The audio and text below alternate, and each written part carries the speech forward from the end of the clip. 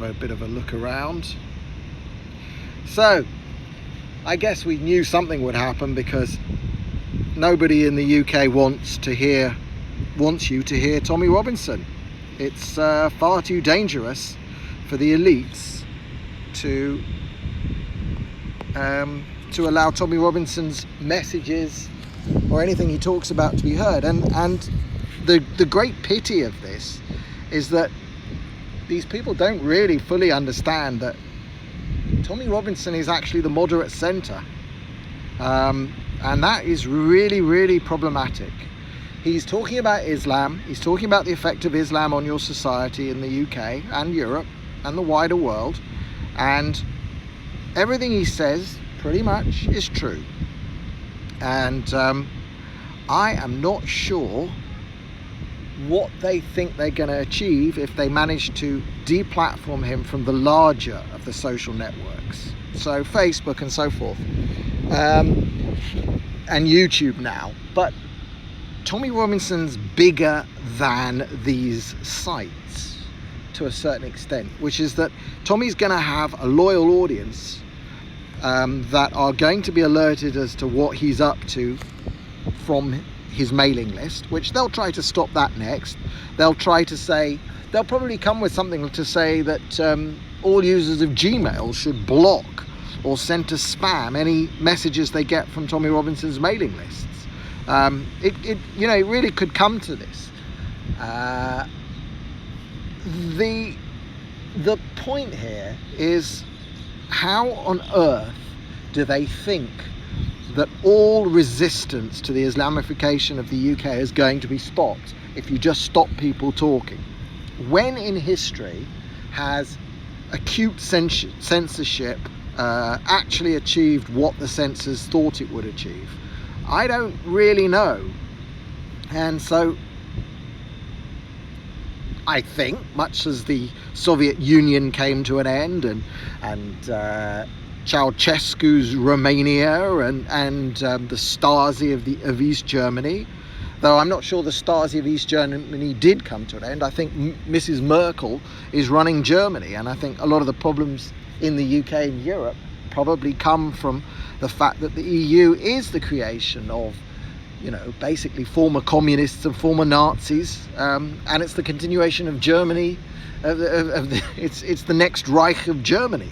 That's the EU.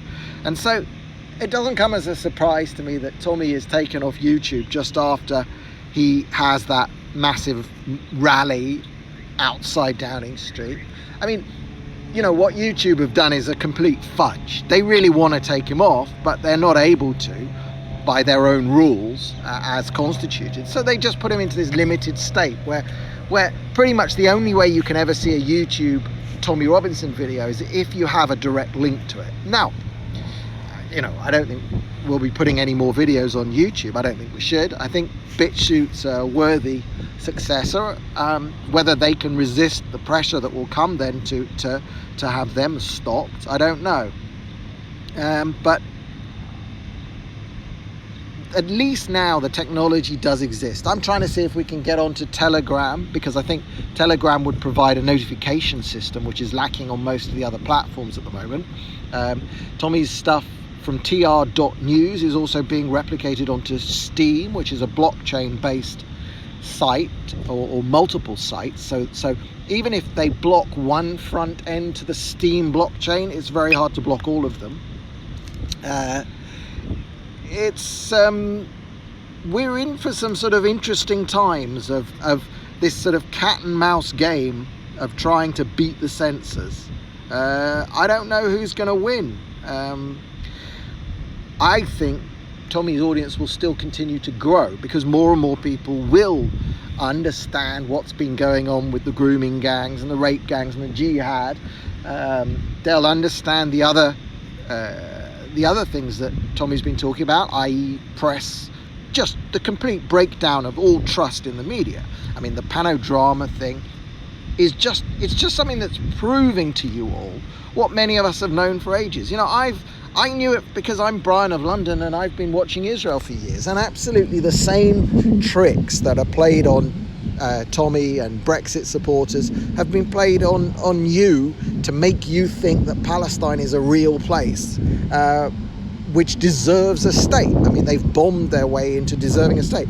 But it's exactly the same media tricks that have led a lot of people in Britain who are just otherwise uninformed to believe those lies, same tricks, same tactics, and that you're all forced to pay for this through your BBC license. Brilliant. I mean, absolutely brilliant plan they've got there. But we're at a pinch point. Who are they going to go after on YouTube next? Sargon of Akkad, Styx, Hexenhammer, Stefan Molyneux. You know, basically the British censors will try and get all of these people put into a limited state. Maybe PewDiePie. I mean, if PewDiePie makes one more video for his unbelievably huge young audience, will they try and do that to him? Will YouTube just destroy itself at the behest of a sort of basically an illegitimate government in the UK? I mean, I say illegitimate. Of course it's illegitimate, because it was supposed to have left by an article of law the European Union last week, and it hasn't done that. You know, you don't have parliamentary democracy in Britain anymore. You vote for something, they give you a referendum, you tell them your choice, and they just tell you to bugger off. And then when you actually stand up on the streets, you know, the sort of official state media, like Jon Snow, complains that you're looking all too white, when 80% of you are bloody white. And even then, there were plenty of non-white faces in the Brexit crowd too. I mean, it's just disgusting racism from the establishment. And people like Tommy are the voice of anti-racism. They just are. And they're the voice of the moderate centre, because there are some extremes. There are some extremes who want to go and do some bad stuff and beat people up. Tommy isn't one of those, and I think he's acting as a brake on that. And if they ignore that, then be it at their peril. And things are going to get a lot worse. Things are going to get a lot worse. Well, it's been hard flying because I've got a big box on my screen which is pissing the hell of me off. But I'm going to bring my drone in now. I can't really see what I'm flying. I'm just looking at a dialogue box. Yeah, that's me. I'm sitting here in my hat. Can I see myself? There we go. Hello, drone.